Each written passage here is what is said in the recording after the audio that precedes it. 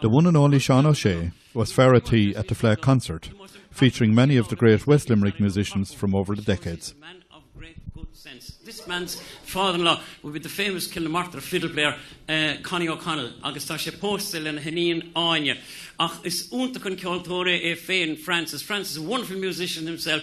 He plays the fiddle and he plays it excellently. He sings a fine song, but tonight he's going to play the flute for you. So could I give fáilte bhór with Francis O'Connor?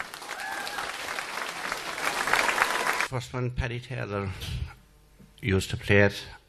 And the second one is a Sligo tune.